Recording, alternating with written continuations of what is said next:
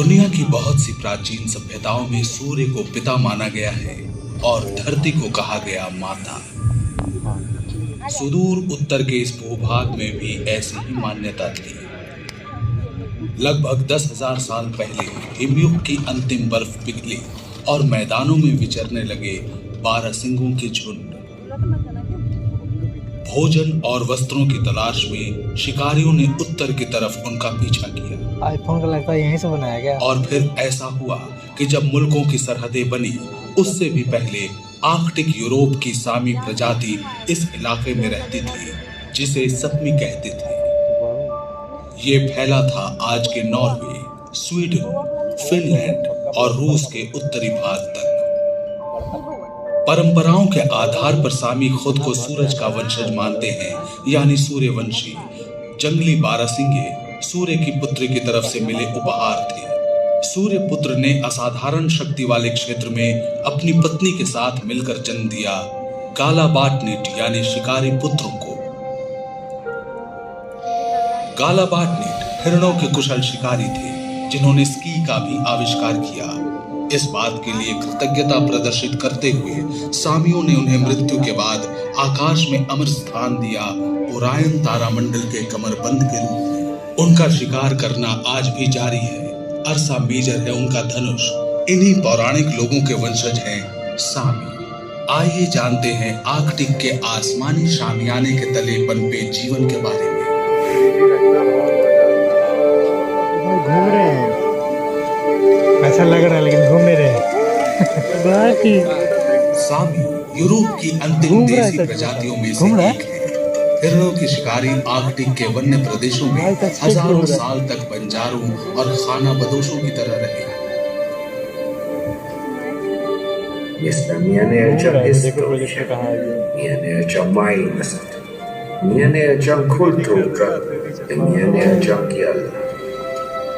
सामी जनजाति की अपनी भाषा, इतिहास, परंपरा और संस्कृति है।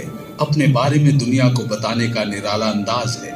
उनका जीवन बारहसिंगों के चारों ओर ही घूमता है। उनके पशु उनके लिए सबसे अहम है। उनका भोजन, बच्चों की कहानियां, उनका जीवन सब उन्हीं पर निर्भर है। लाइकन के साथ ये बारहसिंगे सूर्य और सामियों के बीच सबसे महत्वपूर्ण ऊर्जा है। बारहसिंगे लाइकन नामक काई जैसे उद्भिद को खाते हैं और सामी जीवित रहने के लिए इन बारहसिंगों को। सामी संस्कृति का एक बड़ा हिस्सा उनके बंजारा और पृथ्वी के एक ठंडे प्रदेश की कठिन जीवन शैली से प्रभावित है।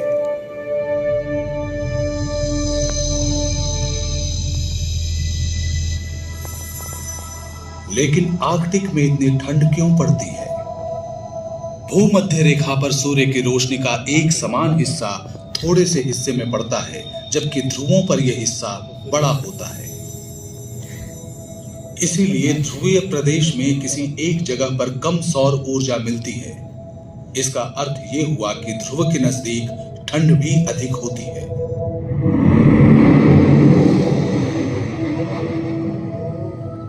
लेकिन पूरे साल ध्रुवों पर तापमान के कम रहने के कुछ और भी कारण हैं। जब पृथ्वी सूर्य के चारों ओर घूमती है तो ऋतु परिवर्तन भी होता है।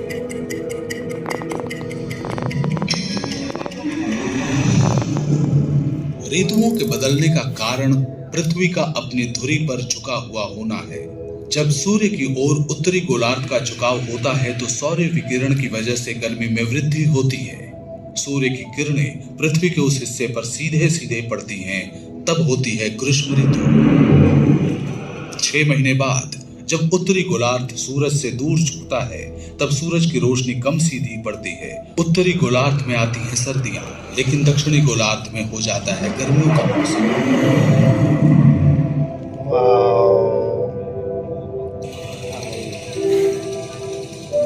पूरे साल भर भूमध्य रेखा पर दिन और रात की अवधि में ज्यादा का फर्क नहीं होता। लगभग 12 घंटे का दिन और 12 घंटे की रात।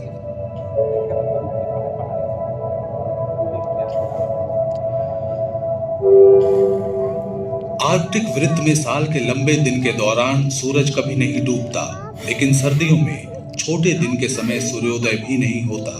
कोई सौर्य ऊर्जा न मिलने के कारण आर्कटिक में पड़ती है कड़ाके की जानलेवा ठंड।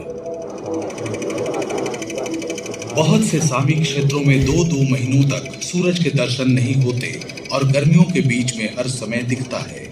इसलिए सामी के जीवन दर्शन में सूरज का एक अहम स्थान है। हालांकि आर्कटिक की ग्रीष्म ऋतु मध्य रात्रि के सूर्य की रोशनी से नहाई होती है, लेकिन इसकी रोशनी में दक्षिणी इलाके की तरह ताकत नहीं होती। पृथ्वी के ऋतु परिवर्तन में आर्कटिक के वनों को बदलने की जादुई शक्ति है और यही है सामी के बंजारा जीवन शैली की मुख्य वजह।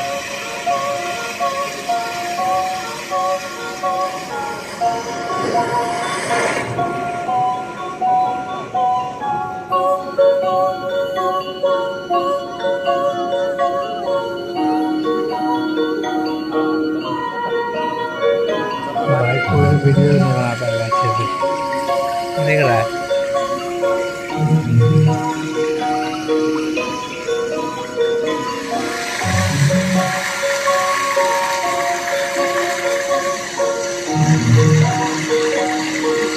इतना बर्फ में पानी जमा नहीं है, देखो ना बहेगा जम गया।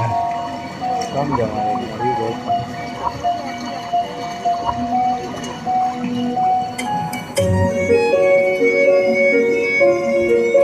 घुमाया ना, मजा आ रहा था। कहाँ घुमाया? फील आ रहा था, नहीं घुमा रहा है।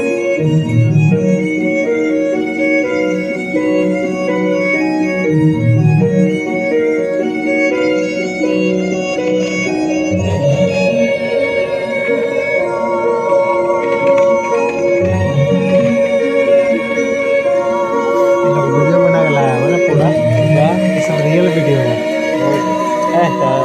घुमाया घुमाया थोड़ा घुमा रहा है यार। पूरा नहीं घुमा रहा, फिर घुमाया फिर घुमा रहा, देख रहा है। असली में नहीं घूम रहा, असली स्क्रीन घूम रहा, जानता है क्या कि नीचे वाला वो देख। हाँ वो भी घूम रहा है। नहीं भाई, एग्जिट अभी भी उधर ही है। ओ वीडियो वाला घुमा रहा है। वही लग रहा है ना, उसके साथ जा रहे हैं हम लोग। हेलो, अब लग रहा है जैसे पीछे आ रहे।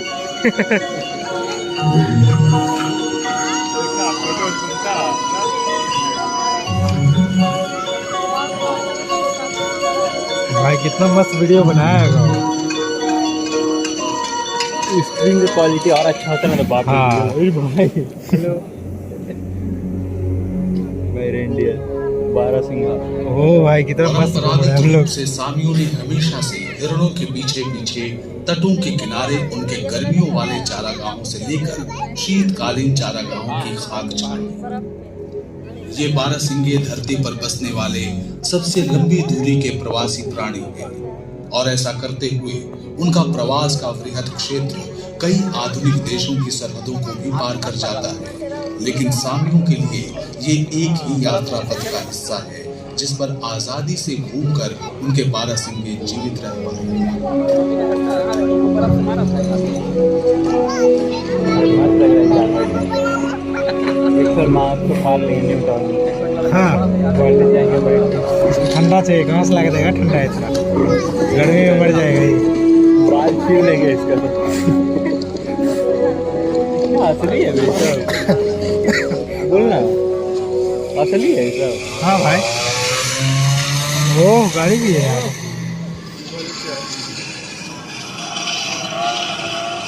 गाँव खड़ जाओगे, यहाँ कोई नहाता नहीं होगा यार। हम भी चाह रहे थे।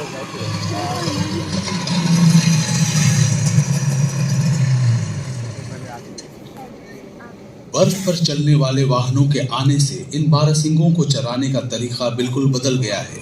इनके एक छोटे से झुंड को इस वाहन पर सवार अकेला आदमी ही संभाल सकता है, जिसके लिए पहले कई लोगों को कड़ी मेहनत करनी पड़ती थी। भाई पेट्रोल क्यों डालता हो सब गाड़ी, इलेक्ट्रिक है। अब तो गाड़ियों को खींचने के लिए भी बारहसिंगों की जरूरत नहीं पड़ती। इलेक्ट्रिक होगा। ऐसा लग रहा है। नहीं अभी लग रहा है जैसे ये घूम रहा है।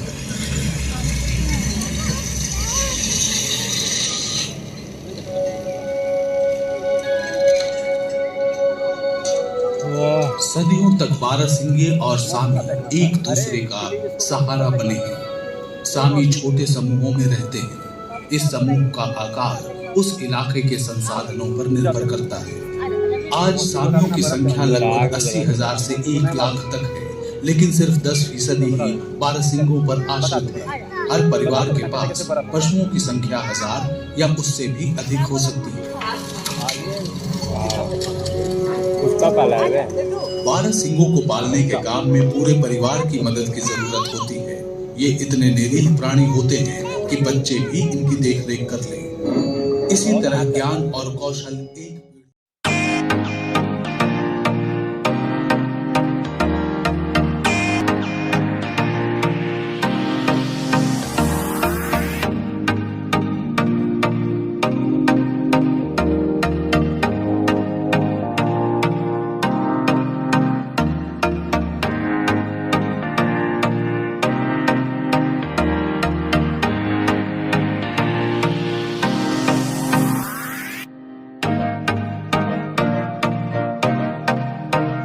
क्षितिज के ऊपर दिखलाई देगा। इसके बाद अगले 2 महीने तक वो नहीं दिखेगा। सूरज धीरे ढलता है, खूंखार भेड़िया आता है। सवेरा भी तो निकलेगा ना। सूरज धीरे ढलता है, झुंड इकट्ठा होता है।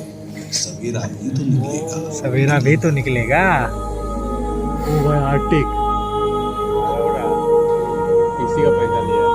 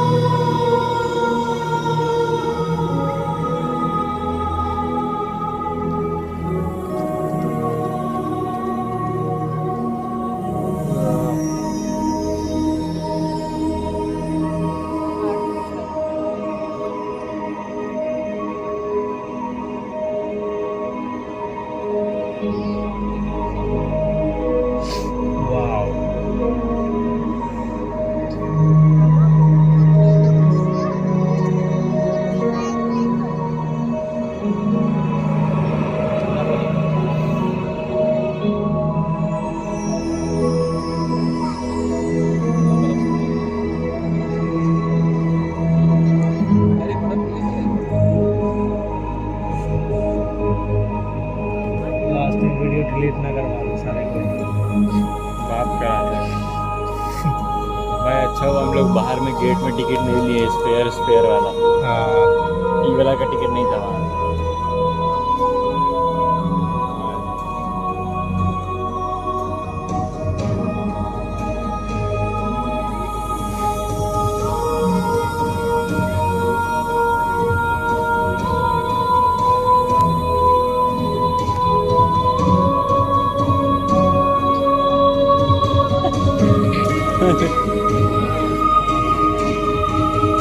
वहाँ इधर देखो इधर।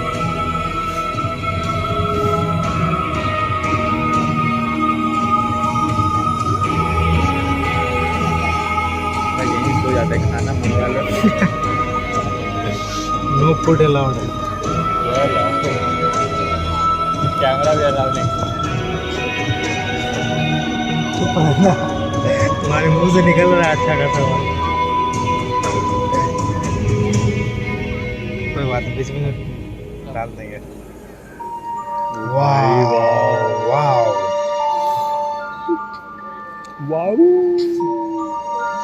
वाऊ एकदम वाऊ है, एकदम वाऊ। क्या बात है। ऐसा लग रहा है हम कैमरा एकदम जूम कर रहे हैं। हम लोग को अंदर लेके जाना, देखना है क्या कर रहे हैं। Aja. Angusas politiikko. Niillä on tullut kaunistöitä riepan metsissä.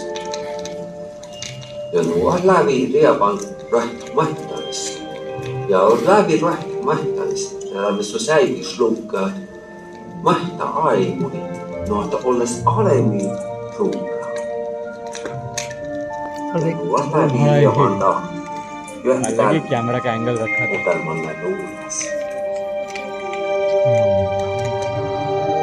वाह, ग्राफिकल है, बनता है ग्राफिकल है। असली लग रहा है, ग्राफिकल है भाई। नहीं ये ग्राफिकल है, सही बोल रहा है, ये बिल्कुल वैसा लग रहा है।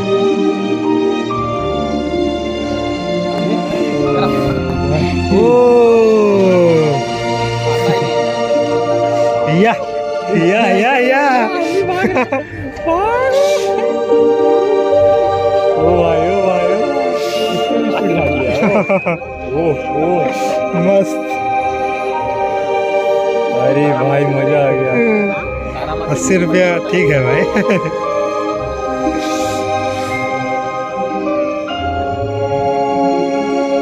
स्पेस शो में मजा नहीं आता भाई, उसमें भगाता हुआ था थोड़ी। Muito bem. मेरी जाइन फंस गई। Ei jopa vaala. Jopa riepas lävä spökmuottaisi. Ja hääretilun vuossa. So it is a nice fox. Sanskala siavus rievan kau.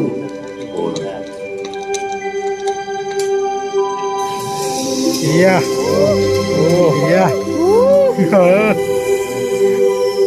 भाई क्या ब्रेक मारा, ऊपर देख।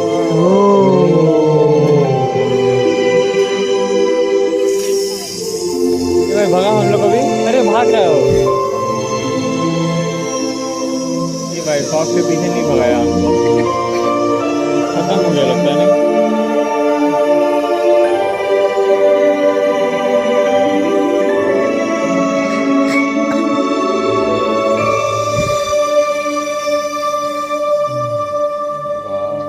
रेंडियर से कहाँ गया बारासिंगा?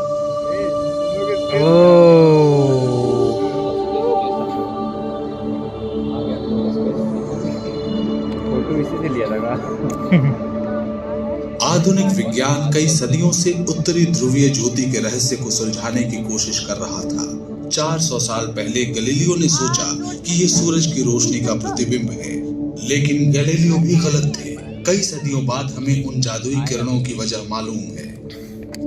गैलीलियो ने इन ध्रुवीय ज्योति का नाम रखा था ऑरोरा बोरियालिस, लेकिन दक्षिणी ध्रुव में भी ऐसी ज्योति है, ऑरोरा ऑस्ट्रालिस। हमारे सौर परिवार के दूसरे ग्रहों में भी ऐसी ज्योतियां हैं और तब तक रहेंगी जब तक उनका वायुमंडल और चुंबकीय क्षेत्र है।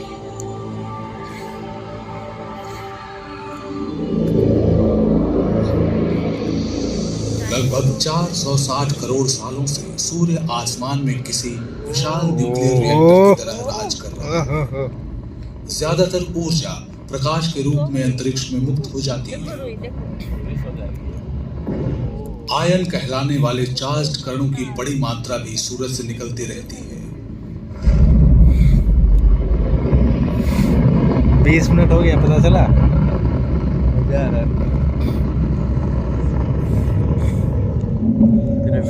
चार्ज्ड कण अंतरिक्ष में विस्फोटित होते हुए आखिरकार धरती तक भी पहुंचते हैं। पृथ्वी के चारों ओर एक चुंबकीय क्षेत्र खतरनाक किरणों को ग्रहण करता है, उन्हें ध्रुवीय क्षेत्रों की तरफ लगातार छोड़ता और खींचता रहता है, जहां चुंबकीय क्षेत्र उत्तरी और दक्षिणी ध्रुव के चारों तरफ अंडाकार हो जाता है। इस अंडाकार क्षेत्र में सूरज से निकले आयनकृत कण पृथ्वी के ऊपरी वायुमंडल के हाइड्रोजन, ऑक्सीजन एवं नाइट्रोजन गैस के कणों के साथ टकराते हैं। तीव्र गति के साथ हुए इस टकराव के कारण इस लहरदार चुंबकीय क्षेत्र में धरती से लगभग 100 किलोमीटर ऊपर लाखों करोड़ों विविध रंगी रश्मियां नाचती रहती हैं।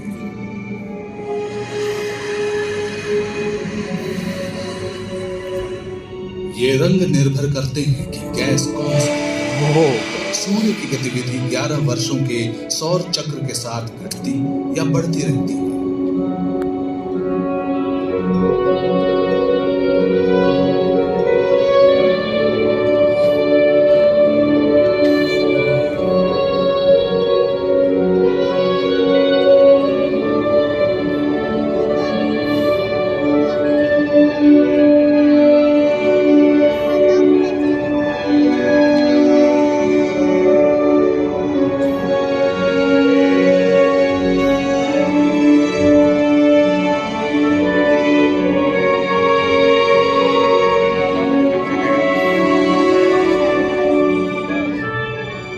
उत्तरी ध्रुवीय ज्योति की गतिविधि भी इस चक्र के अनुसार चलती है। इसका मतलब ये ज्योति सबसे अच्छी दिखती है हर 11वें साल में।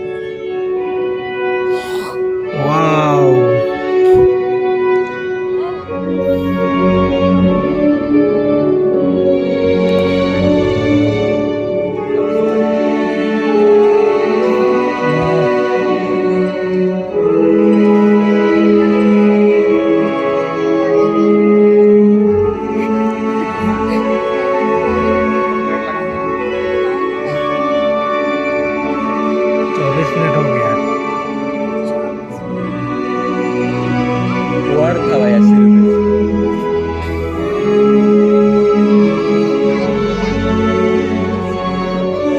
अगर 45 करके दिखाया तो समझ जाओ डबल वर्थ है।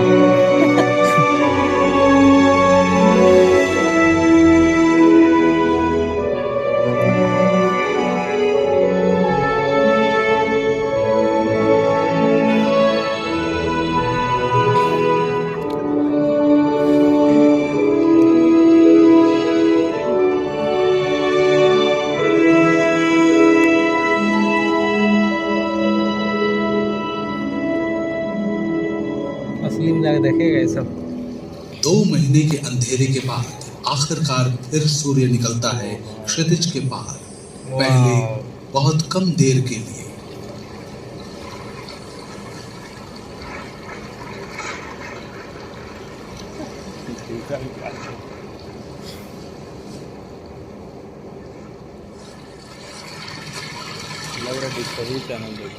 लंबी रात गुजर गई, दिन पूरा पड़ा है सामने। चलो अंधियारे के काम को परे धकेल कर उठाएं शस्त्र उजाले का।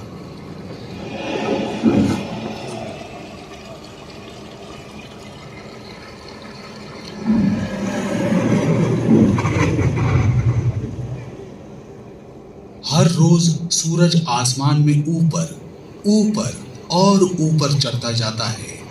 वसंत का आगमन हुआ। सूरज का बढ़ता हुआ तेज पिघलाता है बर्फ और हिमकणों को।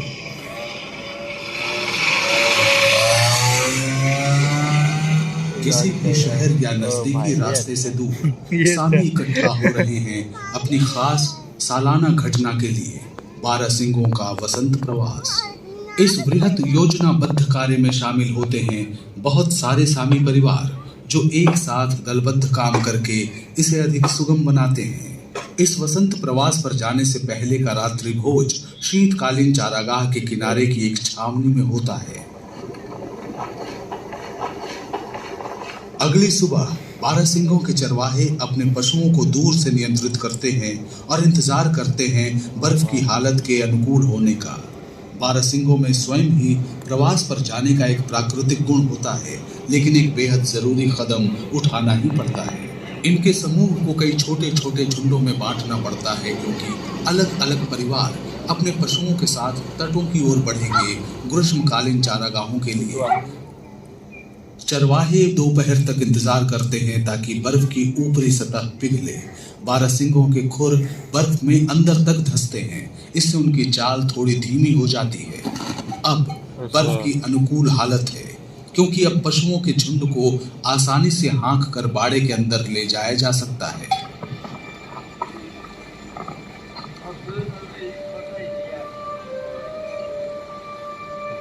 भाई ये सब कौन के मिला और हुआ? तब वसंत प्रवास शुरू होता है, मस्त ले रहा है, सचमुच देख का रहा है, इधर। वसंत प्रवास।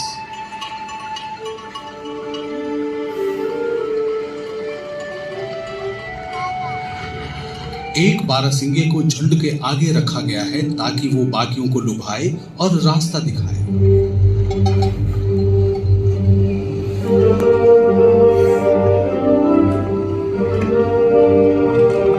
ये लोग गाय है वहाँ का।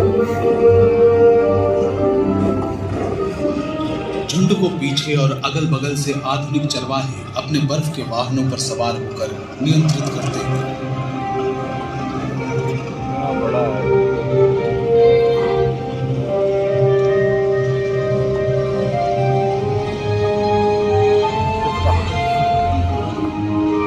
कुत्ता को मत आराम से पकाए को देर जाएगा।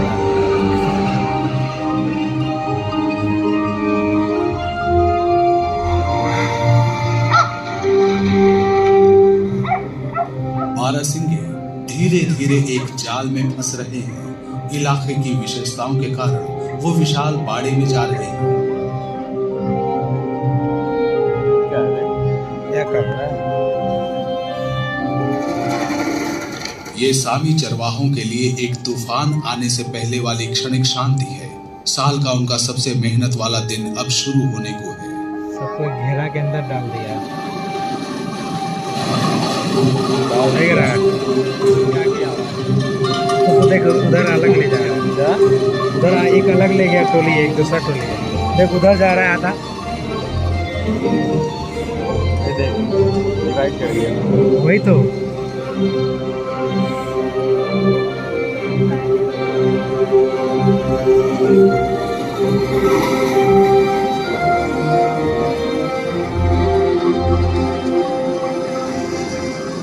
मस्त है भाई। देख देख देख कैसे बांट रहा है।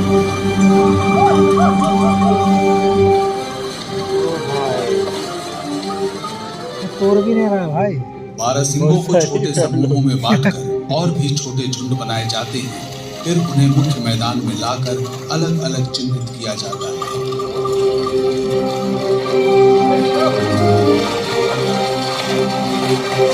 उल्लू बना रहा है वो लोग फेंट रहा है, लेकिन वही तो इन्हें के मारे हीरो सिंह उलट गया था। हीरो सिंह में सब गिर जाएगा भाई, मजबूत नहीं है ज़्यादा। देख देख देख तो दूसरा ठंडा का भाई कैसे घूम रहा है, भाई को मार नहीं रहा, देख रहे हो।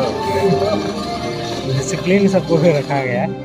बारहसिंगों में गजब की ऊर्जा होती है।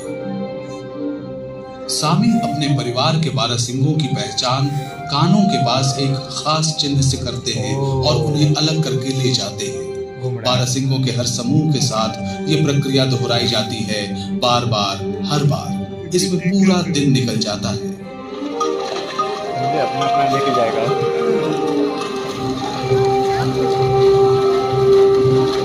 भाई तो ये क्या तुम भी अपना लेके जा रहा, ये हमारा माल है, हमको दो। अरे बाप रे बाप।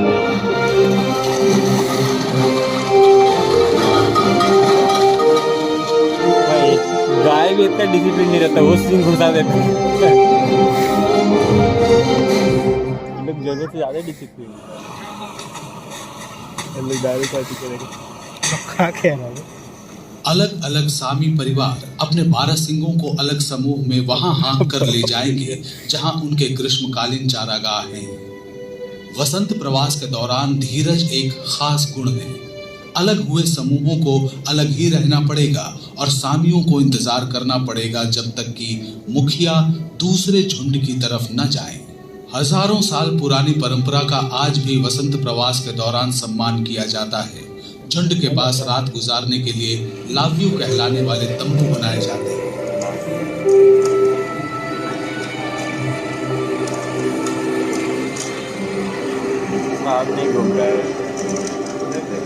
प्रवास के समय कुछ किशोर मुफ्त की स्लेज सवारी करते हैं और छोटे तथा कमजोर बारहसिंगों की देखभाल करते हैं। लेके जा रहा है।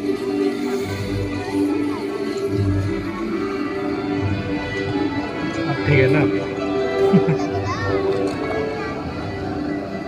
दिन के अंतिम प्रहर में बर्फ सख्त हो चली है। यह सही समय है जब बारहसिंगों को लंबी दूरी के लिए हाँका जा सके। इसीलिए शाम को सफर आगे बढ़ता है। समूह बढ़ चला है पश्चिम की ओर, यानी सूरज की तरफ। हर शाम एक कदम और पास।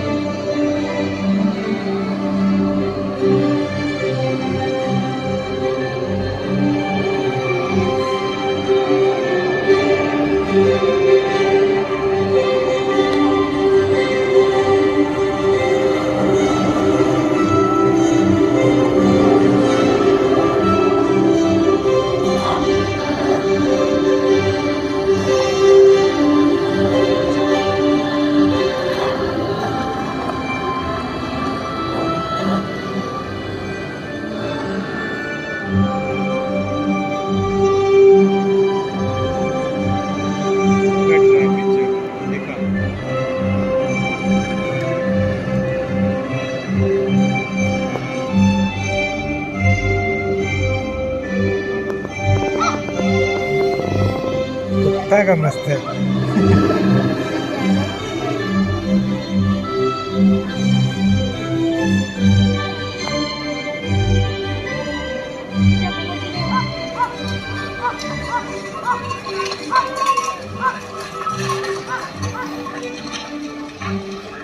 आखिरकार कुछ दिनों के बाद जब ये झुंड पहुंचता है पहले रास्ते पर और उन्हें बाड़े के अंदर कर दिया जाता है।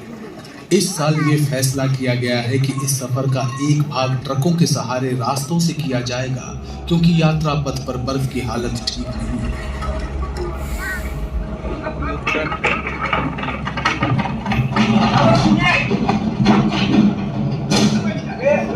लोग ट्रक के अंदर हैं।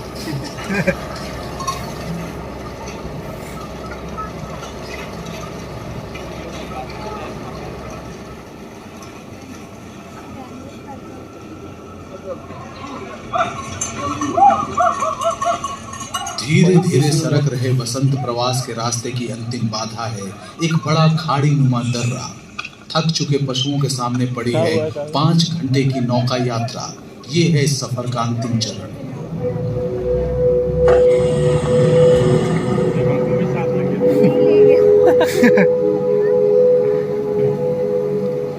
ओ घुमा रहा है लकड़ी। कितना भाई झुलुआ है का गोल गोल गोल घूम रहा है।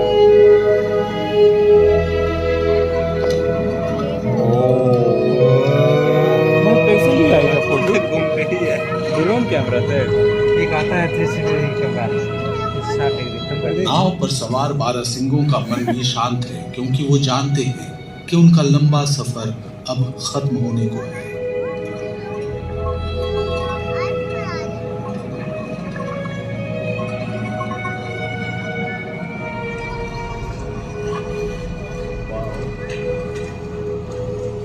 बोट से कैमरा हमी लगा। आखिरकार वो पहुंचते हैं तट के पास अपने ग्रीष्मकालीन हरे भरे चारागाह तक। प्रकृति यहाँ पूरे निखार पर है, क्योंकि इतना बर्फ पिघला है कि चारों तरफ पोषक भोजन बिखरा पड़ा है। जल्दी ही नए बछड़ों का जन्म होगा। मादा बारहसिंगों ने सर्दियों का पूरा मौसम उन्हें गर्भ में पाला है। ये झुंड यहाँ आराम करेगा और जमकर पेट भरेगा। उनके प्रवास का वार्षिक चक्र पूरा हो चुका है।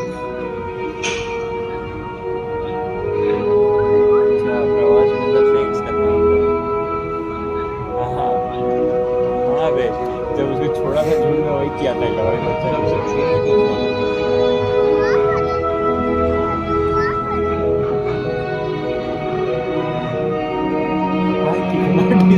उसको नहीं ढूंढ के यहाँ आदमी लोग तो मन में नहीं करता एक खबर मार देता है।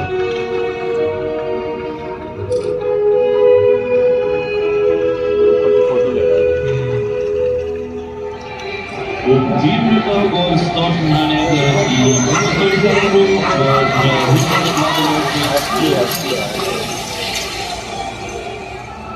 लेकिन आर्कटिक के आसमान के नीचे और भी जानवर हैं जिन्होंने खुद को इस परिवेश में ढाल लिया है। कुत्तों का इस्तेमाल भी उतना ही प्राचीन और ऐतिहासिक है। इंसानों और कुत्तों का साथ बहुत पुराना और मजबूत है। कुत्तों के खाद्य का प्रयोग शिकार के लिए और यात्रा के दौरान 10वीं शताब्दी से किया जाता है। आज ये आर्कटिक के जंगलों में घूमने के लिए सबसे अच्छा गैर मोटर चालित तरीका है। इसके सहारे उन सुदूर इलाकों में भी जा सकते हैं जहां खामोशियों को सुना जा सके।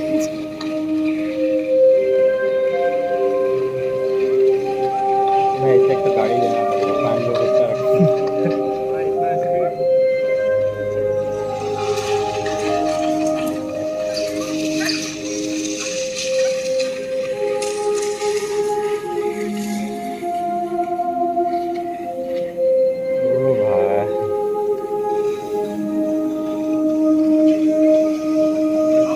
इतना सुंदर है, इतना खतरनाक है सब जगह। तो गया ना, तो गया। कोई बच नहीं आएगा। खाने का क्या मिल रहा है? खाने का क्या? खाने का क्या है? ओह फेमस हो गई। तो देखो कैमरा कुत्ता को बांध दिया गया।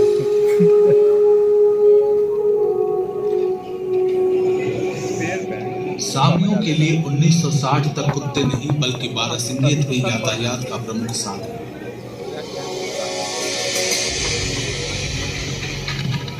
उसके बाद बारहसिंगों को चराने के काम में यांत्रिकी मदद ली जाने लगी, लेकिन यातायात के साधन के रूप में बारहसिंगों के प्रयोग की परंपरा का जश्न मनाने के लिए बारहसिंगों की वार्षिक दौड़ का आयोजन किया जाता है।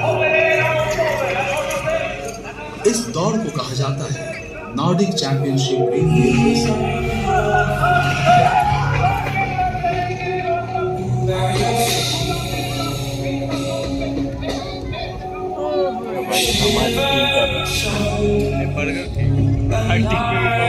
बर्गर किंग यहाँ भी है। आर्कटिक के स्थायी निर्माणों ने खाना बदोशी की पुरानी जीवन शैली को बदल कर रख दिया है और अब दिखने लगे हैं नए तरह के आगंतुक।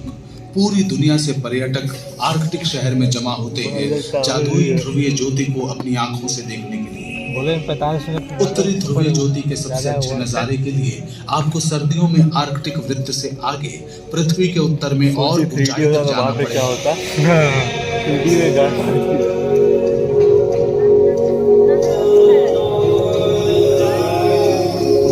आपको जाना पड़ेगा शहर से भी दूर गांव की तरफ, ताकि रोशनी बाधक न बने और आप पूरे अंधेरे में खड़े हो सके। ये देखना आगे, देखना आगे। ध्रुवीय ज्योति को देखने के लिए बहुत इंतजार नहीं करना पड़ेगा। ये अक्सर इतना सुख सुविधा मिल जाएगा। हाँ, इसे देखने के लिए साफ मौसम का होना जरूरी है।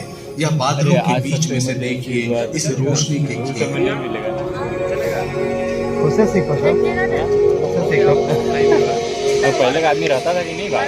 आखिरकार ये है तो आर्कटिक, जहाँ धीरज महत्वपूर्ण होता है, लेकिन उस सब्र का फल भी मीठा होता है। एक अभूतपूर्व अनुभव। 4 किलोमीटर तक सब साला बाहर ही चले जाए। इसलिए दिल्ली दुनिया के कुछ खुश मिजाज लोगों में से होते हैं ये सामी। उन्हें आज भी जंगल प्रिय है। वो कुदरती जीवन जीते हैं, इसीलिए आज भी बारहसिंगे पालने का काम चुनते हैं। ऐसी पृथ्वी दूसरी नहीं मिल सकती। कितनी अजीब और नीरस होती दुनिया अगर यहाँ एक ही तरह के लोग होते।